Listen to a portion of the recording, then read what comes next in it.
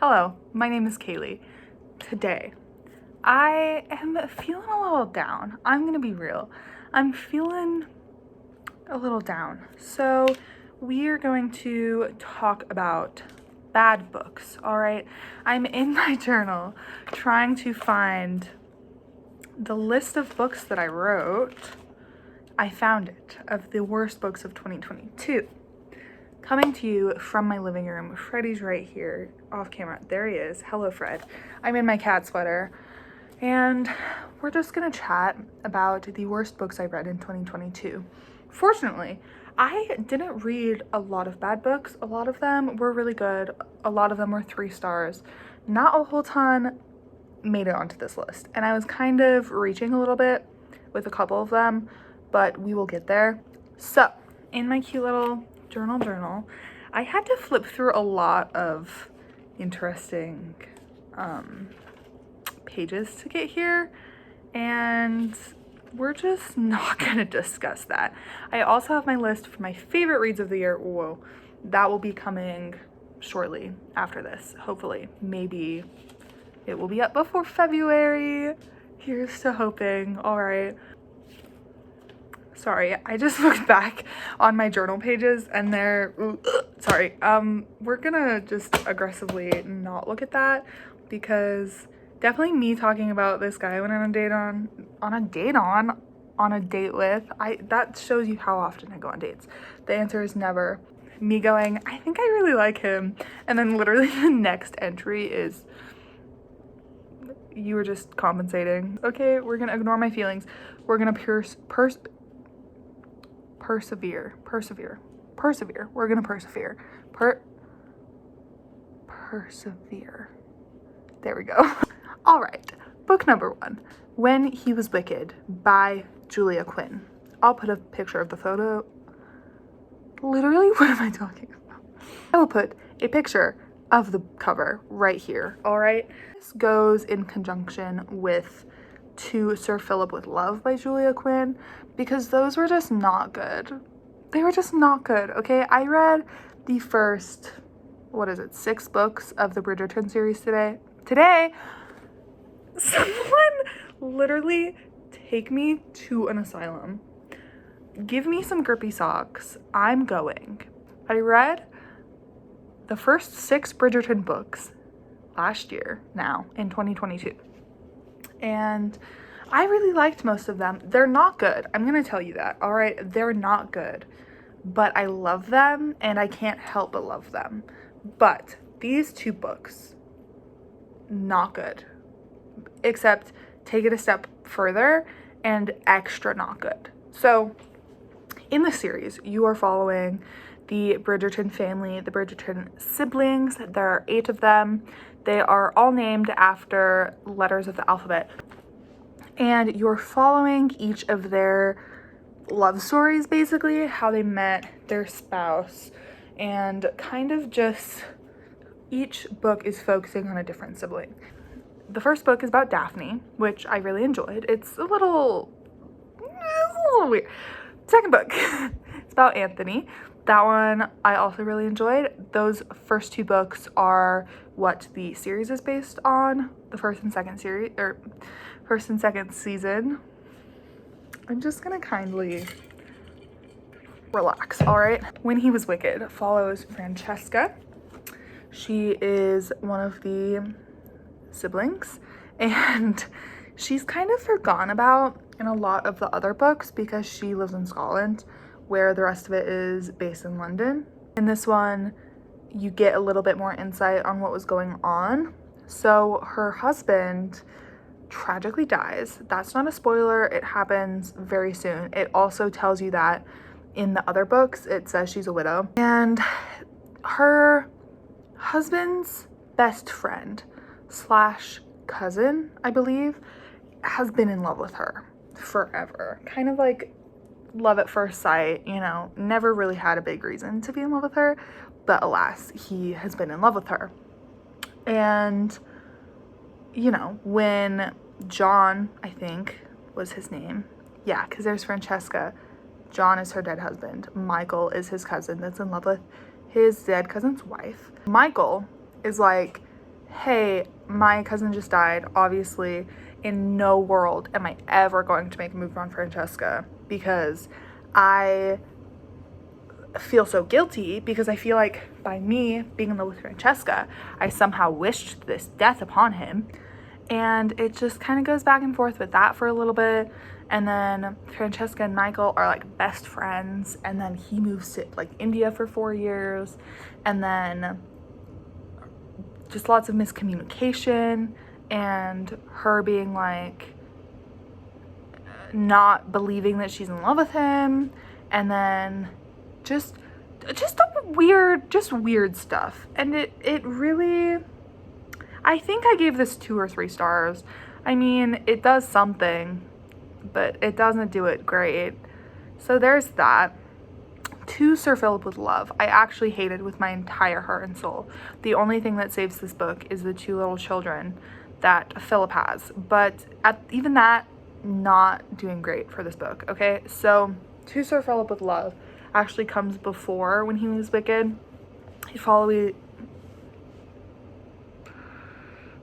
It follows Eloise, and she is like an old maid, basically. She's like 28 or something, not married, has received a bunch of marriage proposals within her life, has no interest in that, all right?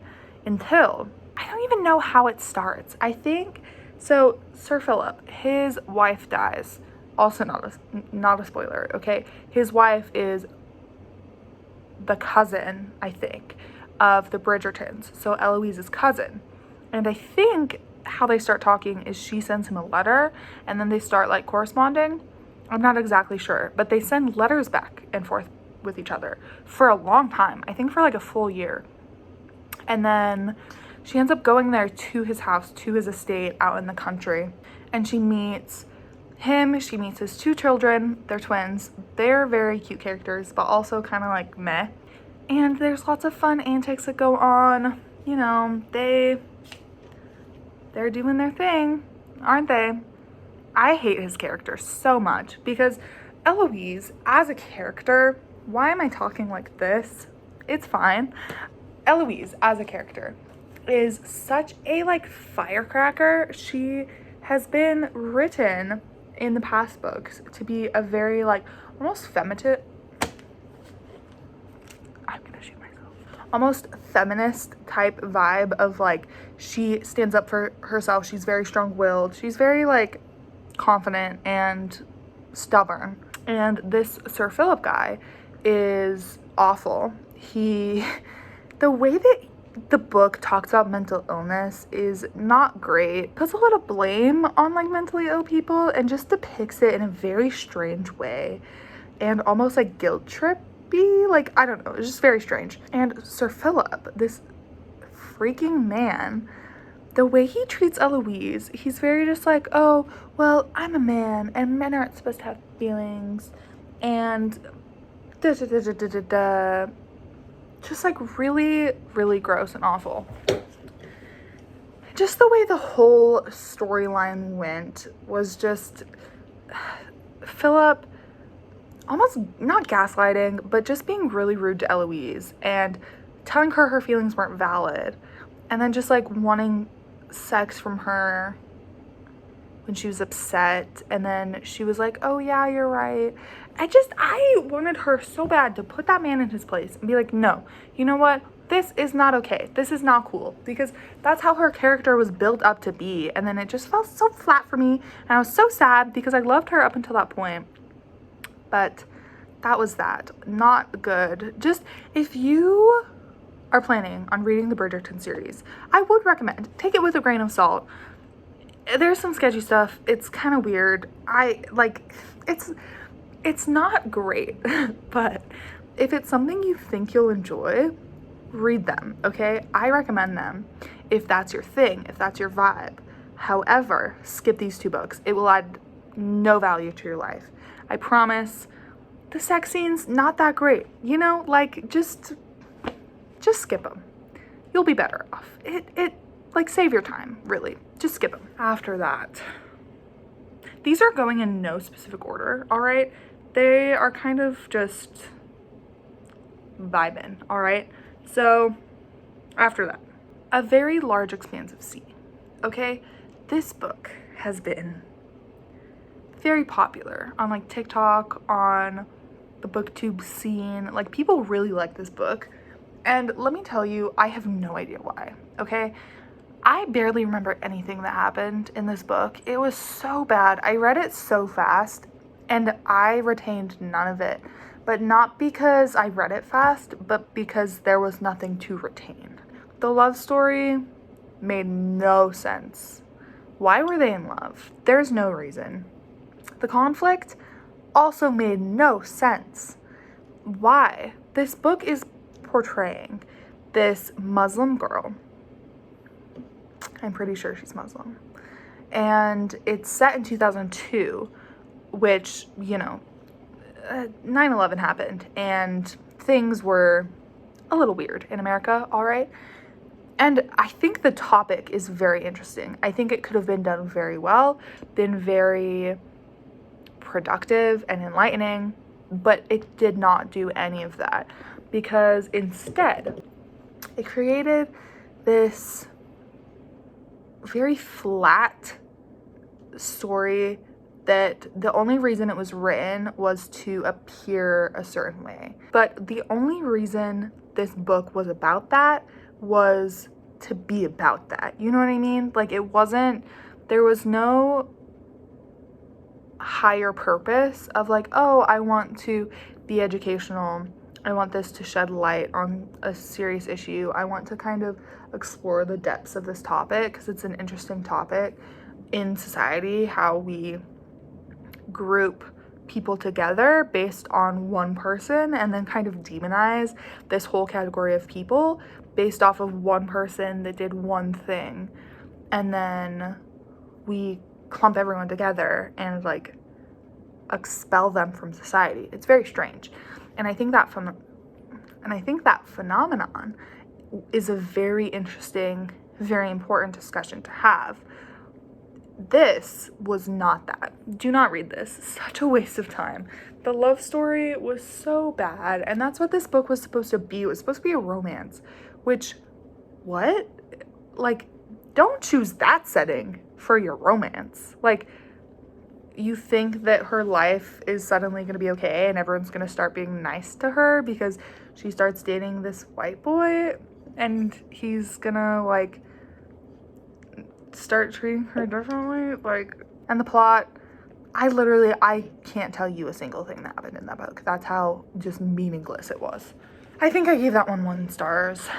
1 stars. Oh my gosh. 1 star. Next up is Love Her Wild by Atticus. This is a collection of poetry, and it was very mediocre, like so aggressively mediocre. I bought this on a Barnes & Noble date with my best friend Sydney. We go every month. I talk about this all the time.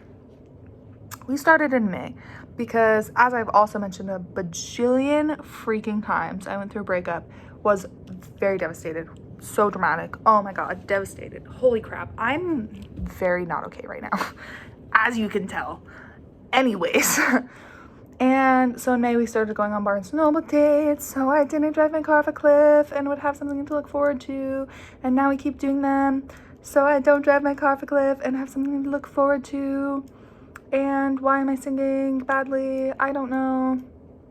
Anywho, I bought this book on one of our beautiful, iconic Barnes & Noble dates. I flipped through a few of the poems pages in the store and was really liking them until, I sat down and read it. And like, this book, I think I gave it 3 stars, this collection of poetry, because it was just very okay. Like, think of every Instagram girly that has been like, ooh, like, poetry, I'm so cool and enlightened. This is that. This is Instagram poetry. Nothing revolutionary. If you have read any popular poetry book, you don't have to read this. You've already read everything that this book says. This has nothing new to offer. I think maybe 2 of the poems I sort of liked. They're the shorter poems that, are supposed to be short, few words to say something very powerful. And instead, a lot of the time it goes, well, it was dark outside and she was the stars. And it's like, okay, yeah, I guess if you feel like that, go ahead. But why are you publishing it? Why are you selling that? You know what I mean? So that's that. Don't buy that. Don't read that. It doesn't really matter. It doesn't really say much of anything. So after that, I have The Castle of Otranto. I can't say anything, okay? This book was fine. I listened to it, and maybe that was my mistake because the narrator was just very weird. So maybe that was my fault. And this wasn't even a bad book. It was just weird, and I did not care about it at all. And it was kind of a chore to listen to. So basically in this book, it's a castle, and there's a king, I think. I don't even think he's a king. I literally don't remember, and I read this in October because I just blocked it out because it did not matter to me at all. And just weird stuff is going on. It's like a gothic. I think it is maybe making fun of horror. Maybe it's a little satire. It's really old, I think. And it just was weird. And thinking about it makes me upset because I just don't want to be reminded of that. So, The Castle of Otranto. Read it if you want to. That's it. Next up, second to last one. Good Omens. This book, objectively, subjectively, I don't know the difference. It wasn't bad, okay? It just wasn't for me. It was very long. I started this around the time I got back from New York because I remember I brought it with me. And I started it on the plane. I don't remember how far I got. But this book was really good at first. I liked a lot of the concepts. It started out very good, and I think the author/authors are very talented. I think they were going somewhere. It just was drawn out for so long. I believe this book is over 500 pages. It's like I have a mass market paperback, and it's really long, and it took me a while to read. Specifically the last like 100 or 200 pages, which that's a big chunk of the book to not enjoy and to not like. So maybe skip it. I've heard the show is really good, and I started the book really loving it. It just fell short. Like the concept was there, the vibes were there. I did enjoy this, which is, it's why it's like iffy on this list. It's like, I don't know. I just think it could have done better. And it is one of the worst books I read in 2022, but more of just like one of the books that I rated the lowest / would not read again. Like for sure would not read this book again.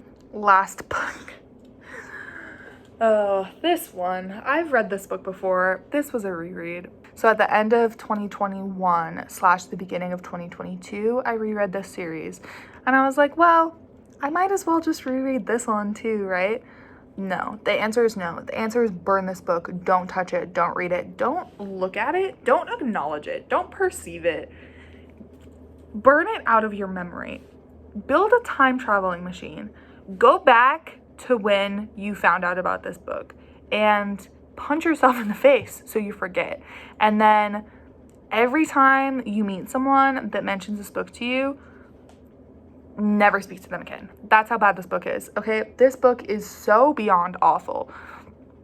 The book I'm talking about, referencing, the play, actually, all right, is Harry Potter and the Cursed Child. This makes me violently angry. This makes me violently ill. This makes me violent, period.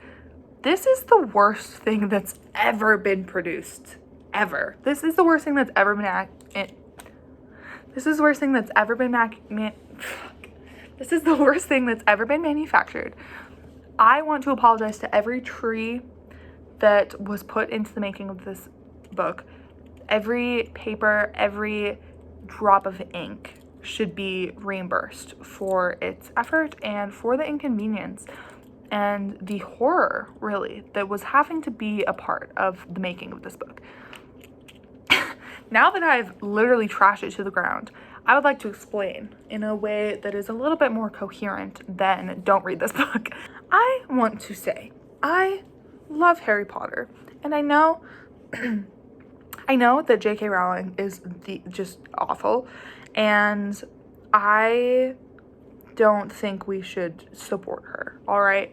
I do think, however, and this is a hot take, I don't know why I'm talking about this right now. I've been recording for almost a half an hour. What is happening? I do think that there's a way, and I think it is healthy, to separate the artist from the art, okay? I think that is a very normal thing to do, and I think that is a very productive thing to do, all right? I know a lot of people do not agree with that. My opinion, okay? It's just my opinion. I don't care what you think.